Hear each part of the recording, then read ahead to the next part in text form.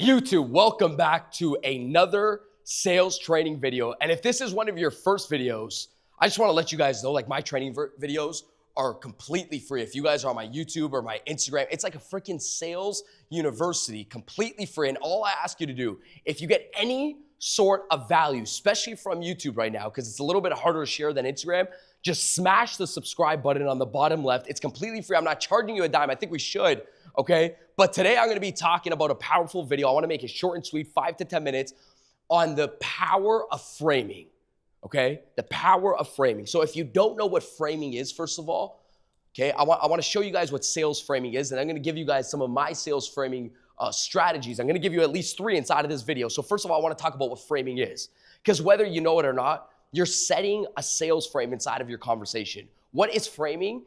It's saying the right words so the prospect thinks a certain thought before they even reply. Now, a lot of you guys will be like, well, that's manipulation. No, manipulation is when there's a win-lose situation. When the prospect loses and you gain a profit, which is called a commission. A win-win situation is when both parties mutually profit. The prospect is happy because they actually transform using your product, offer, service, and you're happy because you profited a commission. Sales is not making money fast. Sales is making money forever. You think you can win because you transact a product and maybe you didn't sell the right prospect, but eventually you'll just make money fast and you won't make it forever. If you guys read anything from my sales book, The Sales Game, the opening chapter says this: you will most likely gain everything you want inside of life, however, at the expense of dedicating the remainder of your career to making strangers happy. And I said that's if wealth is your goal. Of course, staying broke and confused is always an option. Listen to what I just said there. You will always be at the cusp of making other people happy. You can make a sale today, but if they're not happy tomorrow, there's gonna be a refund. If they're not happy tomorrow, guess what? You don't have a forever business. Why? Because sales is a little bit of everything. It's not just about prospecting. It's not just about ads, booking, and referrals. How are you gonna tap into a lot of people if you have dissatisfied customers? So I want you to remember this. Manipulation is win, lose. Influence is, I'm gonna make sure I understand this person. Can I serve this person? I'm gonna influence this person to a better future with my product, offer, service. It's a win-win. Both, like, sales just equals happiness. You know what the beauty is this? Is that both parties can be happy. You wanna know why? Because happiness is relative, it's mutual. Both parties can profit. Why? Because if I'm a fitness trainer, okay, I can help you lose weight. You're gonna be happy because you have six-pack abs. I'm gonna be happy because I gained a commission. Boom, both parties profit. Happiness is relative. I'm happy because I made a commission. You're happy because you have six-pack abs. The point is, how do you figure out their happiness? Now, I'm gonna show you the power of framing right now, okay? Again, it's choosing the right words to say so the prospect thinks a certain thought, so they reply a certain way. Now, I want you to write this down. You already frame. Whether it's for the positive or for the negative, you are already framing as a salesperson. I don't care what you sell. The word you're saying is eliciting a certain thought inside of the prospect's head. So you're already setting a frame. You might as well learn the right strategies to set the frame right so you have an easier conversation. Because when you understand framing, what happens is you become an authority. Why? Because now you become the leader inside of the conversation. And people only buy because when you're a leader, you guide the conversation. Now, let me tell you something about prospects. Prospects want to be guided. Prospects buy from people, okay? They want to buy from people that can lead them better than they can lead themselves.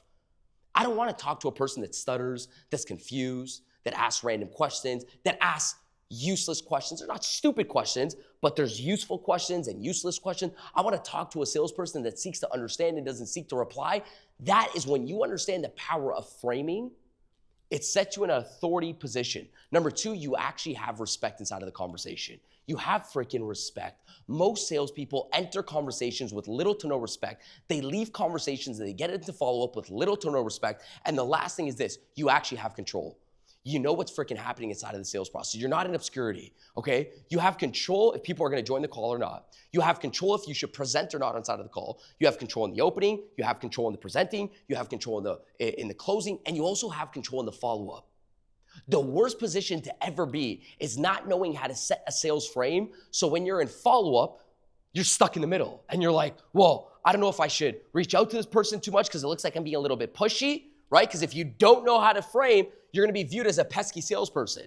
I don't know if I'm being too pushy, or I should follow up with this person a lot because I don't know if I'm freaking doing my job. So you stand in the middle. You see what I mean?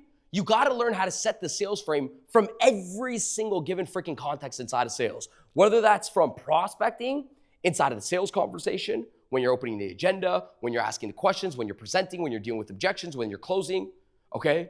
How to get a referral during the frame, or even how to follow up and how to set the frame correctly. So in today's video, I'm gonna give you guys 3 quick strategies on how I set the frame. And the first one, write this down, is the invite and the exit frame.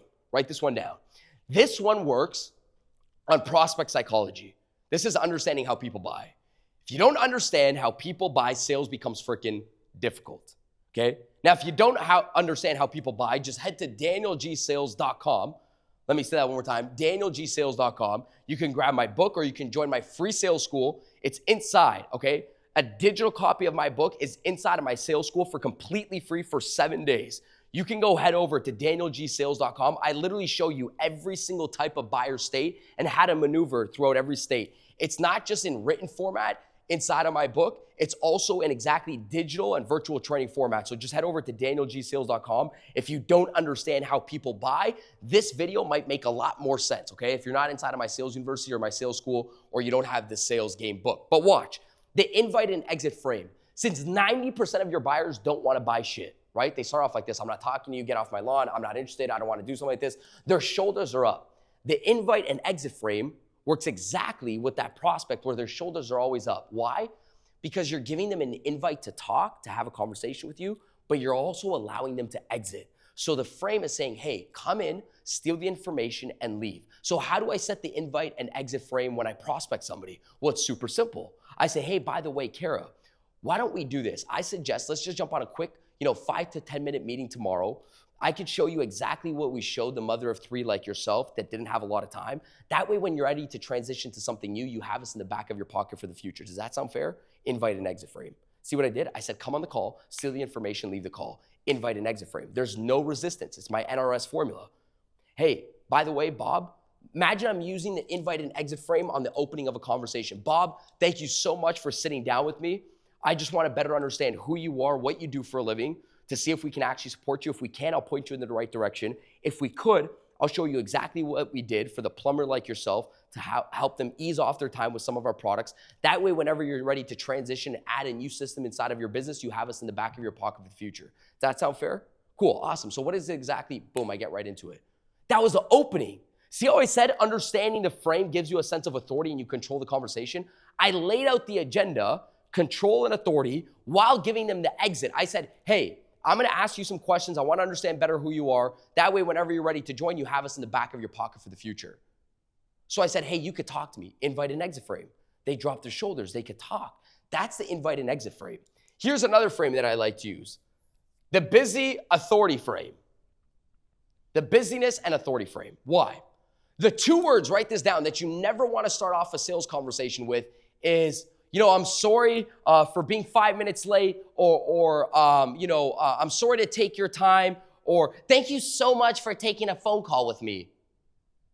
See, when I said if you know how to set the frame, you dive into it right away. The worst things you can say inside of sales is, I'm sorry, or thank you so much for taking this phone call with me. What you just showed them, by the way, by saying that, you set a negative frame. Thank you so much for taking this call with me. Thank you so much for your time today. Oh, my time's worth nothing. Your time's worth a lot. Thank you so much for sitting down and taking the time. Why don't you just dive right into it? Hey, Bob, we've been super freaking crazy busy here at the office. It's good that you and I finally had the chance. I had the chance to sit down with you and you have the chance to sit down with me so I can better understand to see if our firm can even support you. If we can, I'm gonna try to point you in the right direction. If we can, I'll definitely show you what we have to offer. So whenever you're ready to make a transition in the next 6 to 12 months down the road, you have us in the back of your pocket for the future. Huh? That's somebody that knows how to set it. That's somebody that understands the words so the prospect thinks a certain thought so they reply a certain way. But at that thought, number 1, I'm saying, hey, by the way, I'm not saying thank you for taking the time, okay? Hey, we've been super crazy busy here at the office, probably because a lot of people need what we got going on, right? So it's good that you and I finally found a time to sit down so we can better understand your business, to see if we can actually support you, okay? And to see if you're the right business for us. Not, hopefully we can do this for you and I'm sorry to take your time. No, just dive right into it. The busyness frame, stay busy, which goes into frame number 3, okay, is the respect frame. I call this the respect frame. In sales, most people that are salespeople never get respected. Why? Because they don't know how to set up the conversation where people can respect them the right way, right? You show people and train people how to respect you. So if I'm sitting down right now and I asked Tony how's his day and he asked me how's my day's back, this is how I'm gonna say it. Tony, how's your day going today?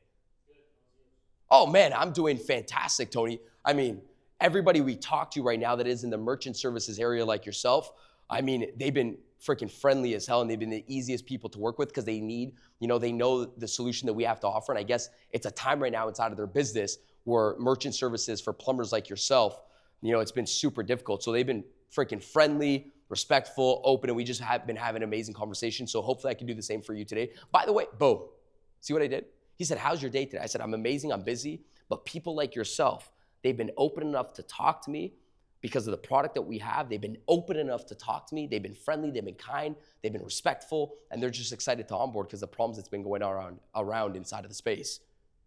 You think now he's gonna turn to me and be like, well, I'm gonna be a dick to this person, I'm gonna be rude to this person, I'm gonna say no to this person. Nope, why? Because I set the frame correctly. I said I used to set the frame correctly when I was inside of sales. Okay, and I was 14, 15. When people ask me, how's your day going? I just reply back, man, it's amazing. When I was in door-to-door sales, I'd be like, you picked the right neighborhood to freaking live in. Let me tell you, what's your name? Kara. Everybody in your neighborhood, they're so friendly. The last person that I just went to their home, friggin' knocked their door, they let me in. Usually people offer me water. This person invited me in for a 3-course meal. But aside from that, how you doing today? Oh, I'm not gonna be rude to this Daniel G guy because everybody in my neighborhood is nice to this person, keeping up with the Jones. So that's 3 frames out of dozens that I train inside of prospecting, opening conversations, qualifying clients, presenting, closing, objection handling, and follow-up. There's a lot in follow-up and closing, okay? If you're on my YouTube channel right now, click here, somewhere here, subscribe to this video. If you want more of these and get notified when we drop a new training, we're gonna drop about 2 to 3 of these every single week. Plus, if you haven't yet, head over to danielgsales.com. If you wanna hire me virtually, book me for an event, or you wanna buy my book, it's completely free actually, inside of my sales school, a digital version. You can go inside of my sales school, download it, and I'll see you guys on the next video.